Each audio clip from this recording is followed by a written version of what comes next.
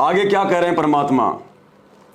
हमारी आंखों से अज्ञानता का काला चश्मा हटाने के लिए और स्पष्ट रूप से हमारी आंखें खोलते हुए मूर्खता में, अज्ञानता में गुरुदेव ने अपने आप को छुपाते हुए इस ज्ञान को आगे बढ़ाने के लिए जिस दाढ़ी मूंछ वाली कबीर जी की फोटो को भगवान के रूप में पेश किया, आज हम उस दाढ़ी मूंछ वाली फोटो को ही भगवान मान के बैठ चुके हैं। इससे आगे हम कुछ सोचते ही नहीं।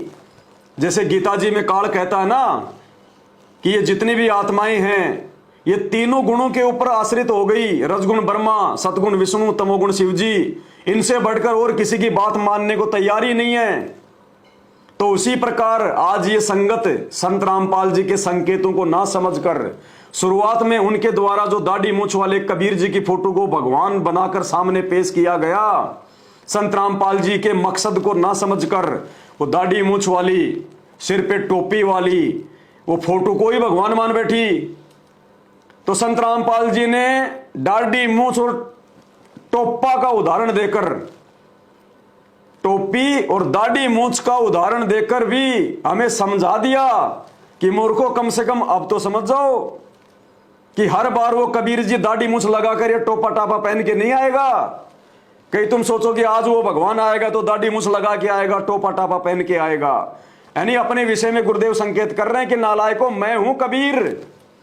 ये मत सोचो कि वो कबीर जी आ जाएगा तो 650 साल पहले की तरह दाढ़ी मूंछ लगा के आएगा, टोपा टापा पहन के आएगा। हमारी आंखें खोल रहे हैं परमात्मा, लेकिन फिर भी 90% संगत की आंखें बंद हैं और सत्सेवक उनके संकेतों को समझ गए, जो संकेत परमात्मा ने इस अनमोल सत्संग में किया। सुनिए। आज ये दास आपके पास है और अब कबीर परमात्मा आ जाए। अब जरूरी नहीं है वो कबीर भगवान इस स्वरूप में जो आप रोज देखते हो, दाढ़ी दूढ़ी बुढ़ाकर टोपी टापी पहन के ना, वो किसी भी रूप में आ सकता है। और यहाँ इस दास के स्थान पर वो परमेश्वर आ जाए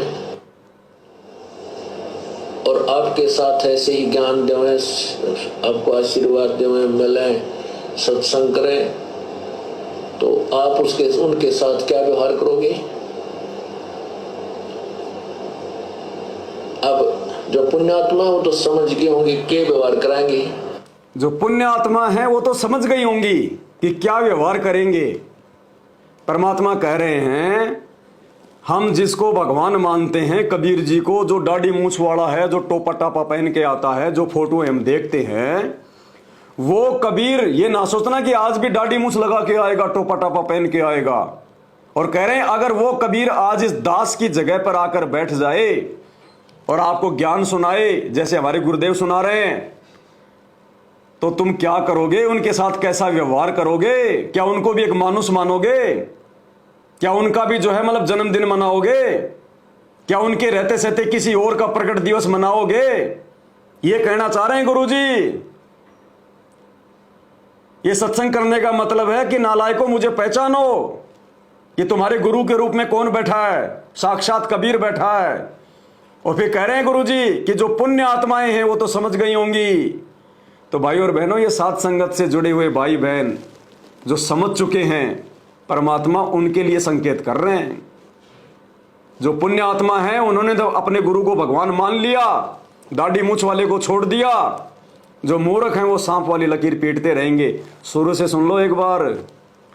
गुरुजी कह रहे हैं, नालायकों, जो तुमने भगवान के साथ में करना चाहिए वो अपने गुरु के साथ में करो, अपने गुरु के साथ में। आज ये दास आपके पास है और अब कबीर परमात्मा आ जाए। अब जरूरी नहीं है वो कबीर भगवान,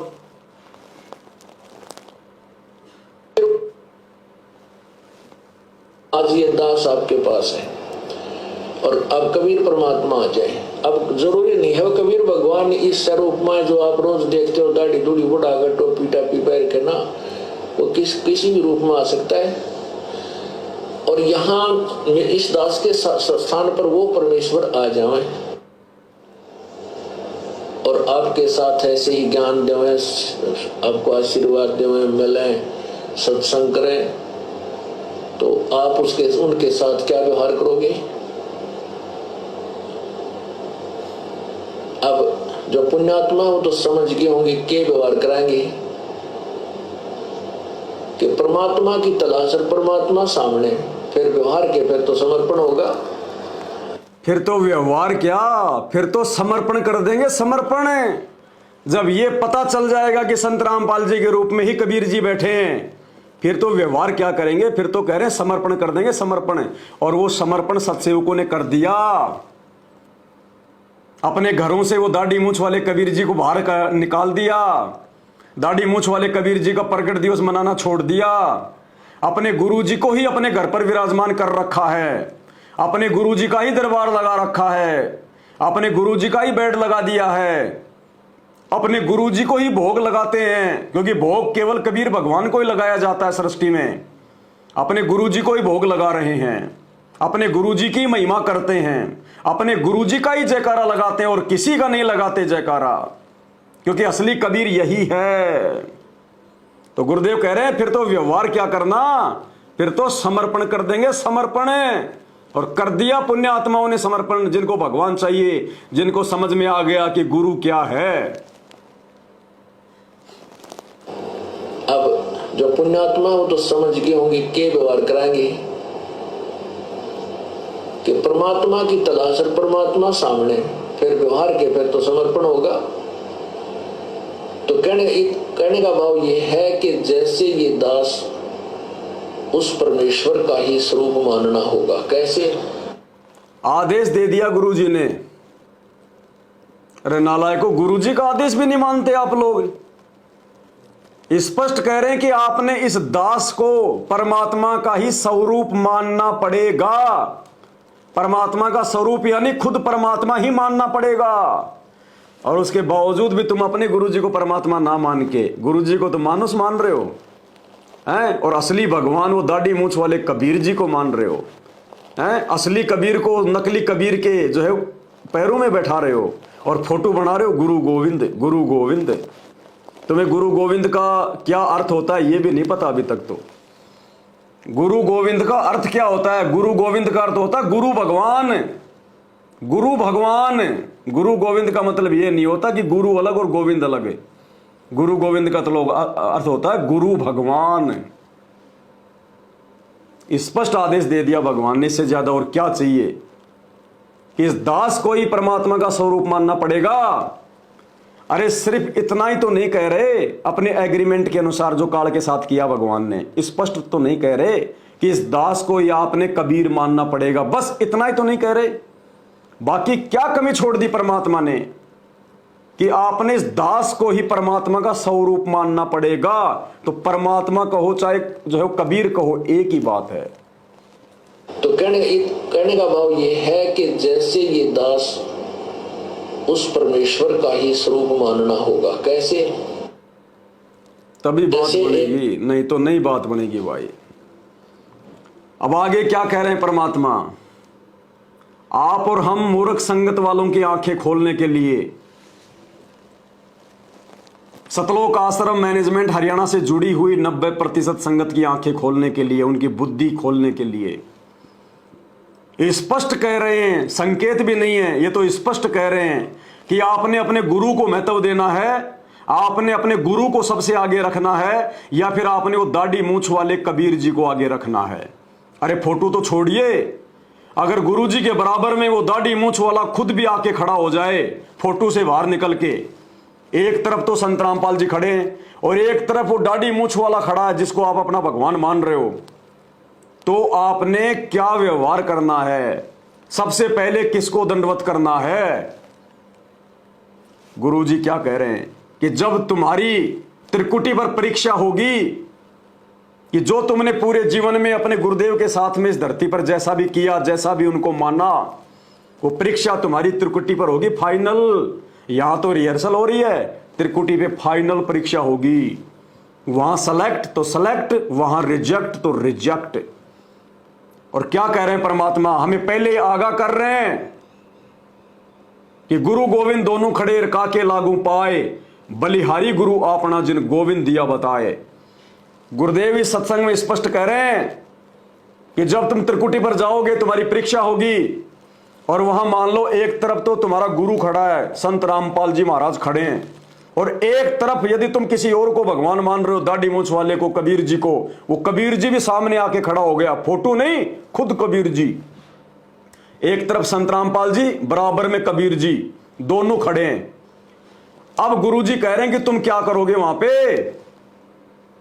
बलिहारी गुरु अपना जिन गोविंद दियो बताए, कह रहे हैं अपने गुरु जी को दंडवत करना है, अपने गुरु जी के चरणों में पड़ना है। अगर तुमने त्रिकुटी पर वो दाढ़ी मूंछ वाले भगवान की तरफ, वो कबीर जी की तरफ अगर तुमने झांक भी लिया, झांकने का मतलब होता है जरा सा देखना, बस झांकना, जैसे कोई अपनी छत से झांकता है नीचे। अगर तुमने वहां अपने गुरु जी के अलावा उस दाढ़ी मूंछ वाले कबीर जी की तरफ झांक भी लिया, अगर तुमने उसको देख भी लिया, दंडवत करना तो बहुत दूर की बात है, अगर तुमने उस दाढ़ी मूंछ वाले कबीर जी की तरफ देख भी लिया तो तुम रिजेक्ट कर दिए जाओगे। और फिर गुरु जी कह रहे हैं यहां भी ऐसा ही है, यानी धरती पर भी ऐसा ही करना, तुमने उसकी तरफ देखना भी नहीं है। तो फिर भाई साहब दरबार में क्यों रखे हुए हो? अरे तुम तो दरबार में रखते हो, उसको दंडवत करते हो, दिन में 20 बार उसको देखते हो, उसके आगे खड़े होके तुम आरती करते हो, और जून के महीने में उसको तुम अपना बाप बना के, अपना भगवान बना के उसका प्रकट दिवस मना रहे हो, और गुरुजी कह रहे हो उसकी तरफ देखना भी नहीं है। अरे ये काम तो सत्सेवकों ने किया है, हमने घर से ही बाहर निकाल दिया, ना रहेगा बांस ना बजेगी बांसुरी, दिखाई नहीं देगा तो देखेंगे किसको, उसका जयकारा लगाना छोड़ दिया ताकि हम त्रिकुटी पर फैलना हो जाएं। सुनिए सत्संग परमात्मा का आदेश।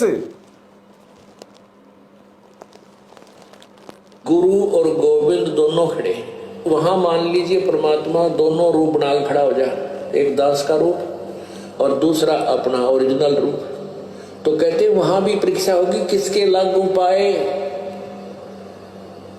सबसे पहले कहते बलिहारी गुरु अपना जिन गोविंद दियो मिलाए, अपने गुरु जी के ही चरणों में गिरना। वहां पर परमात्मा की तरफ अगर झांक भी लिया उधर साथ होगी तो वो रिजेक्ट करेंगे आपको, यहां भी ऐसा ही होगा। तो वहां गुरु जी के ही चरणों में समर्पित होना है तो भगवान प्रसन्न। अरे भाई और बहनों एक बार फिर सुन लो, धोखा खा जाओगे बहुत बड़ा। बड़ी मुश्किल से असंख्य जन्मों के बाद ये मानव शरीर मिला है परमात्मा प्राप्ति के लिए, धोखा खा जाओगे, धोखा। ये गुरु जी के वचन है, ये गुरु जी के आदेश हैं, इनको मानना पड़ेगा। ये सत्संग कोई हमारा मन बहलाने के लिए नहीं किए, ये सत्संग कोई टाइम पास करने के लिए नहीं किए संत रामपाल जी आश्रमों में रात को 2-2 बजे तक जाग के।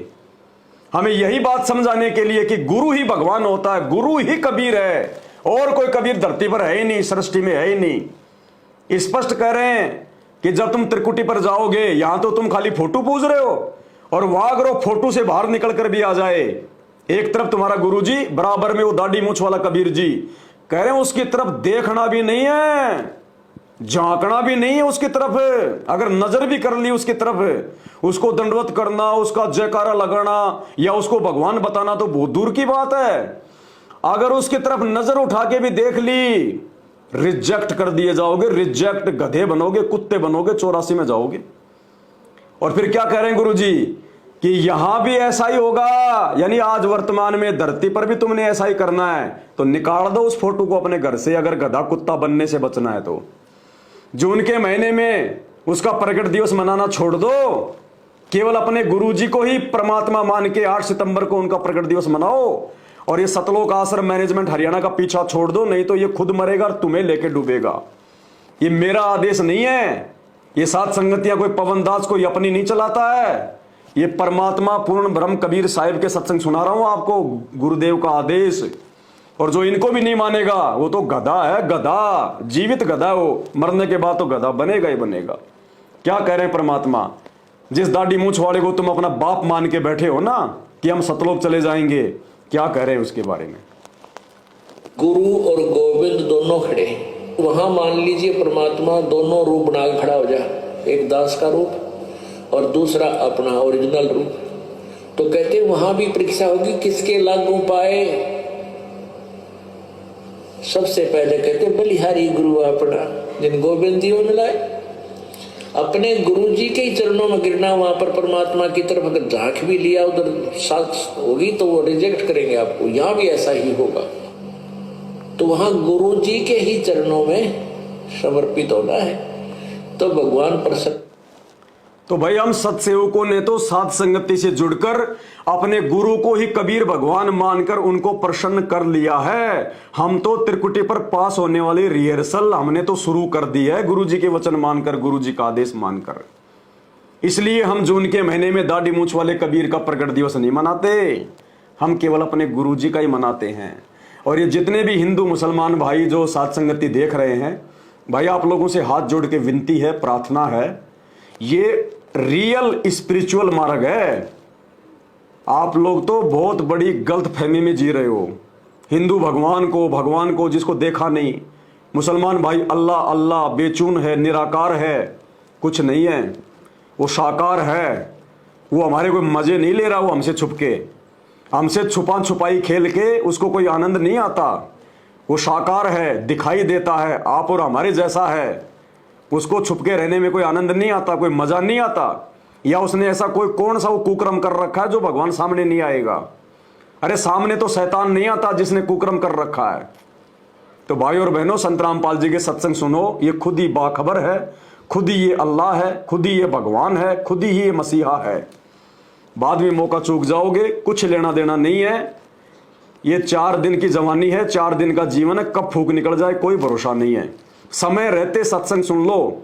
मैं ये नहीं कह रहा कि तुम संत रामपाल जी को अपना अल्लाह मान लो, अपना भगवान मान लो, या तुम जो भी अपनी जो पूजा पाठ, जो नमाज वगैरह जो कर रहे हो, या हिंदू भाई जो मंदिर में जाते हैं, मैं ये नहीं कह रहा कि तुम आज ही संत रामपाल जी को अपना अल्लाह या अपना भगवान मान लो, और जो भी तुम पूजा पाठ जो भी तुम कर रहे हो, नमाज रोजा ये व्रत ये तीर्थ वगैरह, तुम इनको छोड़ दो। नहीं, मैं सिर्फ इतना कह रहा हूं कि संत रामपाल जी के सत्संग सुनो। आपसे प्रार्थना कर रहे हैं, रिक्वेस्ट कर रहे हैं, कुछ दिन सत्संग सुनो। अगर आपको लगे कि वास्तव में इनके सत्संगों में कोई ज्ञान है, इनके सत्संगों में सच्चाई है, तो इनकी बातों को स्वीकार जो है वो करो। ये अल्लाह है, खुद धरती पर आया हुआ है, ये चला जाएगा, फिर कुछ नहीं है। फिर जितने जानवर हम काट रहे हैं ना, उतने जानवर बन के अपना गला कटवाएंगे, फिर ये मिलेगा फिर उसके बाद में। तो जितने मुसलमान भाई हैं, यूट्यूब पर सर्च करो, जाकिर नाइक वर्सेज संत रामपाल जी महाराज डिबेट। जाकिर नाइक के माध्यम से परमात्मा ने आप मुसलमान धर्म की सभी पुस्तकों को खोल खोल के बता रखा है कि अल्लाह कौन है, शैतान कौन है, हजरत मोहम्मद कौन था, वो किसकी साधना किया करता था। जाकिर नाइक वर्सेज संत रामपाल जी डिबेट यूट्यूब पे जाके सर्च करो। और जितने भी हिंदू भाई हैं, ये शंकराचार्य वर्सेज संत रामपाल जी डिबेट, अरे देखो तो सही एक बार, तुम्हारी आंखें खुल जाएंगी। ना मुसलमान अपनी जो है कुरान के बारे में जानते, क्या लिखा हुआ है, क्या जाने बेचारे। जैसा उनको मुल्ला मौलवियों ने बता दिया वही मान लिया। बाप दादे जैसी पूजा पाठ इबादत करते आ रहे हैं वैसी वो करने लग गए।